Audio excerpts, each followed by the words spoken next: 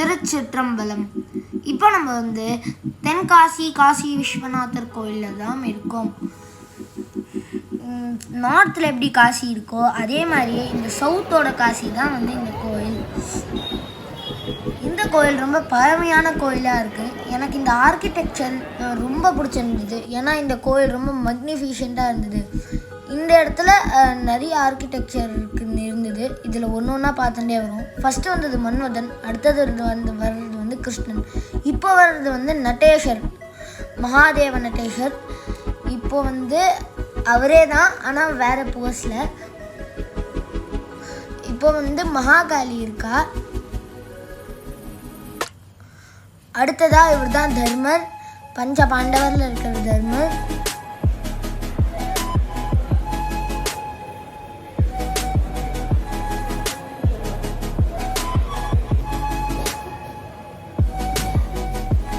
இது வரைக்கும் நான் பிக்டோரியலாக பஞ்ச பாண்டவரை பார்த்ததில்லை. இங்கே தான் பார்க்குறேன். இது அர்ஜுனன். இப்போ நம்ம பார்க்குறது பீமன்.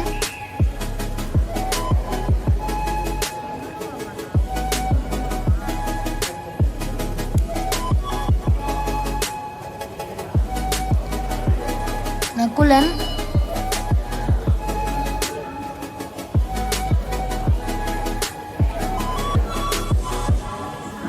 இது யாகி. நடுவில் இருந்த எல்லா பஞ்ச பாண்டவர்களுக்கும் நடுவில் இருந்த இந்த யாகி தான்.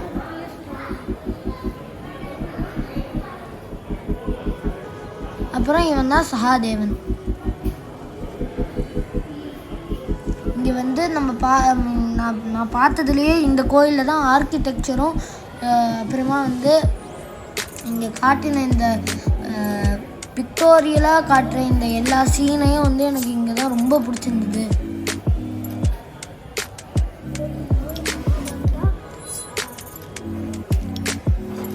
இந்த இடத்துல வந்து இப்போ தான் ஒரு 1 மந்த்துக்கு முன்னாடி தான் கும்பாபிஷேகம் நடந்தது.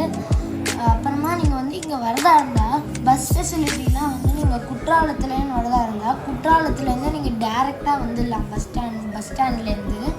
அப்புறமா வந்து இந்த இடத்துலேருந்து பஸ்ஸு வந்து நிறைய மோஸ்ட் ஆஃப் த பிளேசஸ் வந்து கனெக்ட் ஆகுது. இங்கே 2 பஸ் ஸ்டாண்ட்ஸ் இருக்குது. ஓல்டு பஸ் ஸ்டாண்ட், அப்புறமா நியூ பஸ் ஸ்டாண்ட். நீங்கள் எங்கே வேணாலும் போய்க்கலாம். இப்போ நம்ம பார்க்குறது வந்து இந்த கோயிலுக்குண்டே இருக்கிற ஒரு அதிசயம். அது என்ன தெரியுமா, நீங்கள் வந்து உள் வாசல், அதாவது இந்த கோபுர வாசலில் தாண்டும் போது இந்த ஆர்கிடெக்சர் எப்படி இருக்குன்னா, நீங்கள் உள்ளே போகும்போது உங்களை வந்து உள்ளே போகும்போது உங்களை கோயிலேருந்து வெளில தள்ளும். ஆனால் நீங்கள் வந்து அந்த கோயிலோட உள் பக்கத்தில் கால் வச்ச உடனே அது வந்து உங்களை வந்து உள்ளே சுவாமியை பார்க்குற பக்கமாக தள்ளும். இதுதான் வந்து நம்ம பார்க்குறதுலே இருக்கிறதுலே ஒரு அதிசயமான விஷயம். ஏன்னா இங்கே இருக்கிற இந்த ஆர்கிடெக்சர் வந்து இந்த கோபுரமும் இந்த ஆர்கிடெக்சரும் இந்த வே ஆஃப் த விண்டை அப்படியே மாற்றுறது அப்படின்னு சொல்கிறான். ப்ளஸ்ஸு இது வந்து ரொம்ப சூப்பர் நேச்சுரலாக ரொம்ப மேஜிக்கலாக இருக்குது அப்படின்னு சில பேர் சொல்கிறா. இந்த இடத்துல காற்று தள்ளுறதும் அதுக்கப்புறமா நம்மளை இழுக்கிறதும் பார்க்கும்போது நமக்கே ஒரு மேஜிக்கல் ஃபீல். அப்புறமா வந்து சுவாமி வந்து எப்படிலாம் வந்து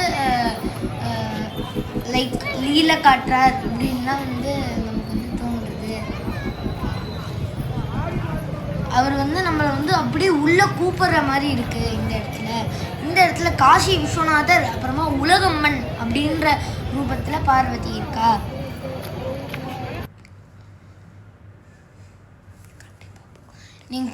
நீங்கள் கண்டிப்பாக வந்து குற்றாலம் வந்தீங்கன்னா போக வேண்டிய கோயிலாக இருக்கிறது இந்த ஒரே காசி விஸ்வநாதர் கோயில். இந்த இடத்துல நீங்கள் சுவாமியை பார்த்துட்டு அப்புறமா சாயங்காலமாக வந்தீங்கன்னா நீங்கள் நிச்சயமாக நீங்கள் இங்கேருந்து சாப்பிட போகிற அந்த அவசியம் இருக்கும்போது நீங்கள் நிச்சயமாக சாப்பிட வேண்டிய இடம் எதுன்னா ராஜ் மெஸ். அந்த இடத்துல தான் நீங்கள் யாரை கேட்டாலும் சொல்லுவாங்க. ராஜ் மெஸ் பக்கத்துலேயே தான் இருக்குது, கோயிலுக்கு பக்கத்துலேயே தான் இருக்குது. அப்புறமா வந்து அங்கே தான் இங்கே இருக்கிறதுலே டேஸ்ட் நல்லா இருக்குது, சூப்பராக இருக்குது அப்படின்னு நிறைய பேர் சொல்கிறாங்க. எங்களுக்கும் அங்கே ரொம்ப பிடிச்சிருந்தது. இந்த இடத்துல நானும் என் தம்பியும் இந்த இடத்துல மேலே ஒரே ஒரு ஸ்டாண்டு மாதிரி போட்டுருந்ததால் அந்த இடத்துல மேலே ஏறி நாங்கள் உட்காந்துருந்தோம். சாயங்கால நேரத்தில் காற்று அதிகமாக அடிக்கிறது. ஸோ